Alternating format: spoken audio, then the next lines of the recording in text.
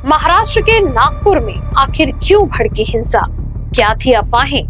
देखते ही देखते कैसे जल उठा नागपुर शहर? हाथों में लाठी लेकर कई कार बाइक में हुई तोड़फोड़। तो वहीं नागपुर हिंसा का सीसीटीवी फुटेज हुआ वायरल।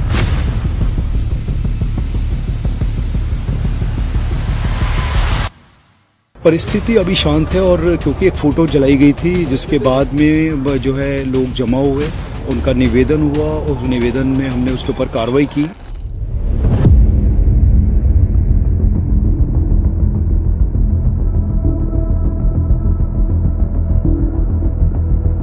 आठ 10 गाड़ियां जलाई उन्होंने और कार भी। उनके हाथ में तलवारें भी थी सर, ये देखिए।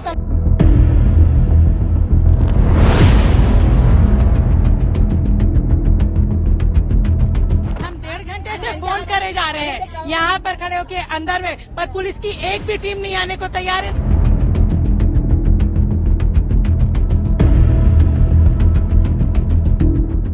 सवाल सबका एक ही, आखिर कहां से आते हैं ये लोग जो इस शांति प्रिय शहर में फैलाते हैं हिंसा का माहौल?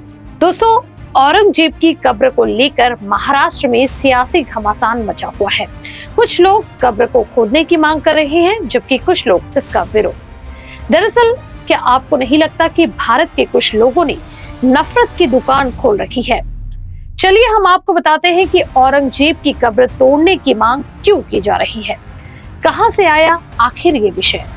दरअसल औरंगजेब शहर, जिसे आज हम संभाजी नगर के नाम से जानते हैं, औरंगजेब की मजार इसी शहर में स्थित है। आजकल औरंगजेब की मजार को ध्वस्त करने की मांग जोर पकड़ रही है। यहाँ के कुछ नागरिकों ने इस इलाके में फूल और प्रसाद की दुकान लगाई है। उनका कहना है कि औरंगजेब की कब्र को संरक्षित किया जाना चाहिए।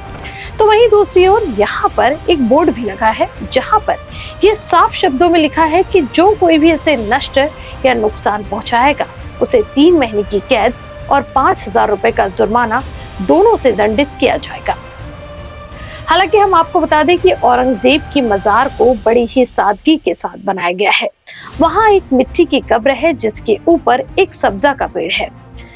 कुछ नागरिकों का कहना है कि 300 साल पहले क्या हुआ ये हम नहीं जानते।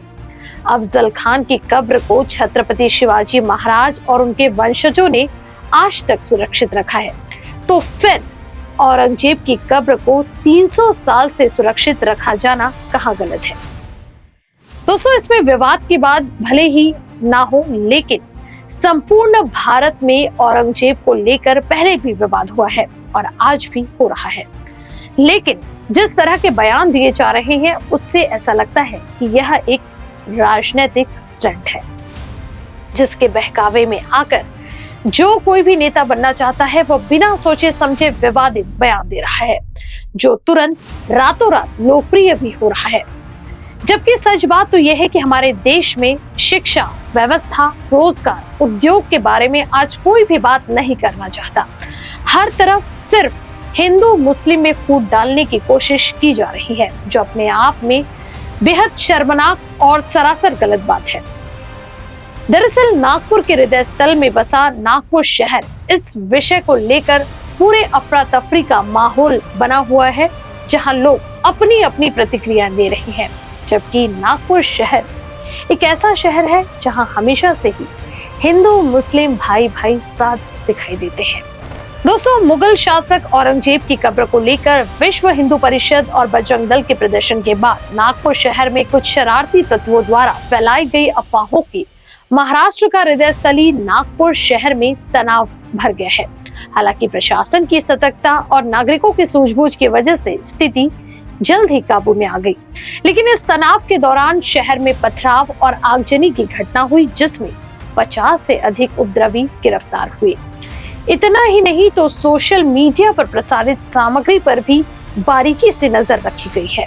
हम आपको बता दें कि ये उपद्रव जो था ये सोमवार की दोपहर से शुरू हुआ, जब बजरंग दल के सदस्यों ने महल इलाके में छत्रपति शिवाजी महाराज की प्रतिमा के पास प्रदर्शन किया।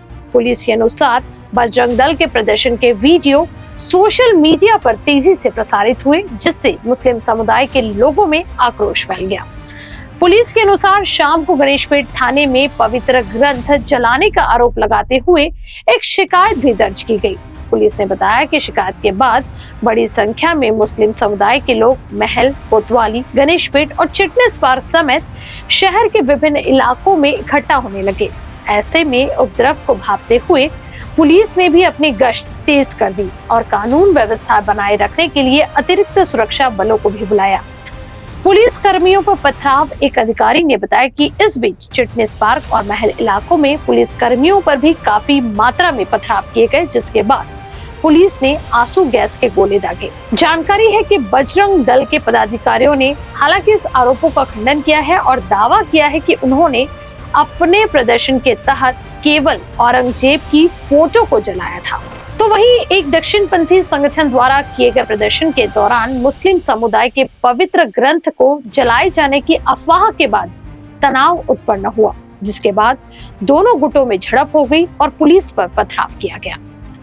अधिकारियों ने बताया कि इस दौरान कई लोग घायल हुए हैं। इतना ही नहीं तो मध्य नागपुर के चिटनेस पार्क और महल इलाकों में भीड़ को तितर बितर करने के लिए आंसू गैस के गोले दागे गए और लाठीचार्ज किया गया। इतना ही नहीं तो 3 कार और 50 से ज्यादा बाइक को जला दिया गया। देखते ही देखते इस हिंसा ने इतना उग्र रूप धारण कर लिया कि सुबह 5 बजे तक लोगों में खौफ का माहौल था। इस बीच राज्य के मुख्यमंत्री देवेंद्र फडणवीस ने सभी से शांति की अपील की और लोगों से अफवाहों पर ध्यान न देने की बात कही। नागपुर के महल इलाके में जिस प्रकार से तनाव की स्थिति निर्माण हुई, ये बहुत ही निंदनीय है। जिस प्रकार से कुछ लोगों ने पत्थरबाजी की है, पुलिस पर भी पत्थर फेंके हैं, ये बिल्कुल गलत है। मैं स्वयं इन सारी घटनाओं पर नजर रखकर हूं। मैंने पुलिस कमिश्नर को ये कहा है कि कानून व्यवस्था बनाने के लिए जो भी कड़े से कड़े कदम उठाने की आवश्यकता हो उठाए जाए और शांति को बनाया जाए। अगर कोई दंगा करता है, कोई पुलिस पर पत्थर फेंकता है, कोई समाज में तनाव निर्माण करता है, तो ऐसे सभी लोगों के ऊपर कड़ी से कड़ी कार्रवाई की जाए। और मैं सभी को अपील करता हूं कि नागपुर एक बहुत ही शांति प्रिय इस प्रकार की नगरी है, यहाँ की शांति भंग न हो, इस प्रकार से सभी लोगों ने व्यवहार और बर्ताव करना चाहिए। और कोई भी अगर इस प्रकार से तनाव निर्माण करने का प्रयास करेगा तो उसके ऊपर बहुत कड़ी कार्रवाई की जाए। दर्शकों, अब सवाल ये उठता है कि यह अपील ऐसे समय में आई है जब शाम को मध्य नागपुर के कई इलाकों में ऑलरेडी इस अफवाह के बाद हिंसा फैल चुकी थी और औरंगजेब की कब्र को हटाने के लिए प्रदर्शन हो चुके थे। 2 फोटो के विवाद से बनी इस तनावपूर्ण स्थिति की निंदा करना अपने आप में काफी शर्मनाक बात है। शहरवासियों को प्रशासन को सहयोग देकर शांति स्थापित करने के बाद नागपुर शहर के केंद्रीय मंत्री नितिन गडकरी ने भी कही, नागपूरमध्ये काही अफवा पसरवल्यामुळे धार्मिक तणाव निर्माण होण्याची स्थिती निर्माण झाली आहे। या सर्व परिस्थितीमध्ये नागपूरने नेहमी शांततेचा इतिहास हे नागपूरची विशेषता राहिलेली आहे। माझी सर्व बांधवांना विनंती आहे की त्यांनी कुठल्याही प्रकारच्या अफवांवर विश्वास ठेवू नये, शांतता प्रस्थापित करावी आणि कोणीही रस्त्यावर येऊ नये। सगळ्यांनी कायदा आणि व्यवस्थेला सहकार्य करावं आणि सलोख्याचं आणि सौहार्दाचं वातावरण ठेवण्याची नागपूरची जी परंपरा आहे त्या परंपरेनुरूप आपला व्यवहार करावा। ज्या ज्या लोकांनी चुका केल्या असतील किंवा ज्यांनी गैरकायदेशीर कृत्य केले असतील त्यांच्यावर सरकार कारवाई करेल असा विश्वास मी आपल्या सगळ्यांना देतो। माननीय मुख्यमंत्र्यांनाही या संबंधातली सर्व माहिती मिळालेली आहे, त्यामुळे आपण कुठल्याही अफवांवर विश्वास न ठेवता आपण सगळ्यांनी सहकार्य करावं आणि प्रेमाचं, सौहार्दाचं उत्तम वातावरण ठेवण्याकरता मदत करावी, पोलिसांना मदत करावी, असं माझी आपल्या सगळ्यांना नम्र विनंती आहे। नमस्कार। तो वहीं नागपुर के पुलिस संयुक्त थाने में कई क्षेत्रों में कर्फ्यू लगाया गया। औरंगजेब की कब्र के हटाने की मांग को लेकर नागरिक सुरक्षा संहिता की धारा 163 नागपुर शहर के कई इलाकों में लगाई गई है। तो वहीं नागपुर के पुलिस आयुक्त रविंद्र कुमार सिंघल ने बताया कि ये आदेश प्रतिबंधित अगले आदेश तक लागू रहेगा। फिलहाल हम आपको बता दें कि ये कर्फ्यू कोतवाली, गणेशपेट, तहसील लकड़गंज, पांचपावली, शांतिनगर, सक्करधरा, नंदनवन, इमामबाड़ा, यशोधरा नगर और कपिल नगर पुलिस स्टेशन की सीमा में लागू किया गया है। अभी सिचुएशन पीसफुल है नागपुर शहर में, और हमने कुछ एरियाज में कर्फ्यू लगाया। लगभग 11 जो हमारे पुलिस स्टेशन हैं जो कि मिक्स लोकेलिटीज़ में है, उसके आसपास हैं, और सिचुएशन अभी कंट्रोल में है और शांतता है। सर कितने लोगों को गिरफ्तार किया गया है? रात को कॉम्बिंग ऑपरेशन चलाया था पुलिस ने। जी, तो इसमें लगभग 50 से ज़्यादा लोगों को हमने इसमें कस्टडी में लिया है, और इसके अलावा भी जो लोग सीसीटीवी में या फिर वीडियोस में या फिर सोशल मीडिया पे नज़र आ रहे हैं इस तरह की हरकत करते हुए या शांतता को नुकसान पहुंचाते हुए या फिर पब्लिक प्रॉपर्टी को नुकसान पहुंचाते हुए, तो उन लोगों को भी हम आइडेंटिफाई कर रहे हैं और उनके ऊपर कार्रवाई कर रहे हैं। कई ऐसे आरोप भी लगाए जा रहे हैं कि पुलिस ने थोड़ी मुस्तैदी नहीं दिखाई, समय पर रिस्पॉन्ड नहीं किया, ऐसे भी आरोप तमाम लगे हैं।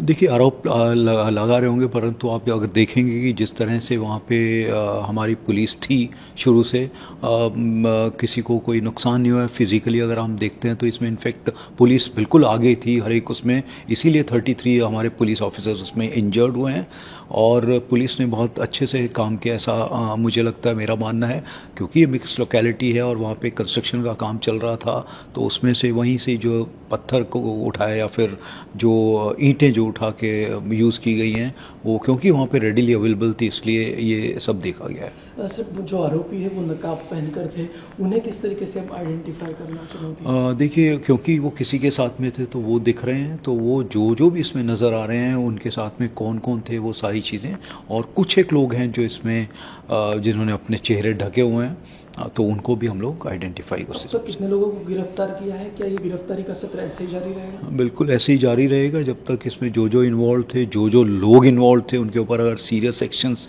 और भी सेक्शंस लगाने की ज़रूरत है तो वो भी हम इसमें करेंगे। शाम की हिंसा के पहले जो एक वाकया हुआ था, जो आंदोलन हुआ था, उस पर क्या गुनाह दाखिल हुए हैं? उसमें जो रेलिवेंट सेक्शंस है, धार्मिक भावना दुखाने का या फिर जो कंडीशंस हमने ले की थी उसका वायलेशन जो किया है, वो सेक्शंस उसमें लगाए। सर क्या अपील करेंगे लोगों से, क्योंकि तनाव तो बना है? मैं सभी से यही कहना चाहूँगा कि पुलिस है और सिक्योरिटी फोर्सेस हैं हर जगह पे शहर में, हमारे ऑफिसर्स हैं, और किसी को कोई घबराने की ज़रूरत नहीं है। परंतु अगर आपको कोई इस तरह के उपद्रवी दिखते हैं तो उसके बारे में हमें ज़रूर बताएं, हम उनके ऊपर कार्रवाई कर रहे हैं। इनफैक्ट हम उनको ढूंढ के निकाल रहे हैं कौन कौन ये लोग हैं जो इसमें इन्वॉल्व हुए और जो पीसफुल सिचुएशन थी उसको ख़राब करने का जिन्होंने प्रयत्न किया है। सर हमारे पुलिसकर्मी भी घायल हुए, एक डीसीपी को कुल्हाड़ी से हमला किया गया है। हाँ, कोई एक शार्प वेपन उसमें यूज़ किया, क्योंकि वो कट इंजरी दिखाई दे रही है, क्योंकि हम जब इन लोगों को अरेस्ट कर रहे थे, उनके पीछे भाग रहे थे, तो उसमें से किसी ने, जब वो नीचे उतर रहे थे एक घर से, तो उसके ऊपर अटैक करने की कोशिश की, और जो कि उन्होंने अपने आप को बचाते हुए हाथ पे उनको लगी है, उनका इलाज चल रहा है। आज की ये चुनौती के बाद पीस लाना एक बड़ी चुनौती होगी, ऐसे में पुलिस क्या पहल करेगी? एक तो हम जो कर रहे हैं कि कर्फ्यू है, उसके बाद में जैसे सिचुएशन ठीक होती है जो लोग इसमें हैं उनके ऊपर कार्रवाई होगी। दूसरा, इस तरह की कोई इंसिडेंट दोबारा से ना हो तो सभी लोगों को से एक मीटिंग भी की जाएगी इसके बाद में, और जो लोग इसमें इन्वॉल्व हुए हैं या आगे हो सकते हैं उनके ऊपर एक्शन लिया जाएगा। पुलिस फोर्स कितना बढ़ाया गया है? अभी हमारे पास में जो स्टेट रिजर्व पुलिस फोर्स है वो हमको मिला है 4 से 5 हमारे पास में उनकी कंपनीज हैं, एक और भी कंपनी हमको मिलेगी, और हमारी जो QRT है, RCPs हैं, ये सब हाजिर हैं। कब तक कर्फ्यू जारी रहेगा? ये इसका बताना मुश्किल है, हम देख रहे हैं कि कब तक इसको रखने की ज़रूरत है। अब कोई प्रोटेस्ट कॉल ना हो इसके लिए पुलिस कुछ? देखिए, कॉल अगर कोई करता है या अगर पीसफुली है तो उसका राइट है, तो वो सभी जगह पे होता है, तो वो अब देख के कि क्या पोटेंशियल है कि इससे सिचुएशन खराब हो सकती है क्या, उस हिसाब से हम लोग कार्रवाई करेंगे। हालांकि पुलिस की माने तो ये घटनाएं गलतफहमी के कारण हुई है। मध्य नागपुर के एक समुदाय की पवित्र पुस्तक जलाने की अफवाह फैलाने के बाद लोगों ने पुलिस पर भी पथराव किया, जिसमें DCP Niketan Kadam, doctor Ravindra Kumar Singhal, DCP traffic Archit Chandak और कई पुलिसकर्मी भी घायल हुए हैं।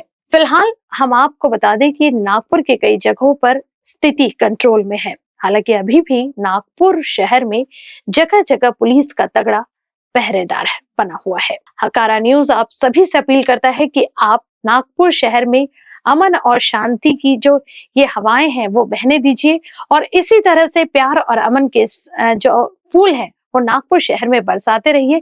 किसी भी तरह के असामाजिक तत्वों की बातों में आकर आप अपने इस शहर की शांति को भंग ना होने दीजिए। कारा न्यूज की ये खास रिपोर्ट।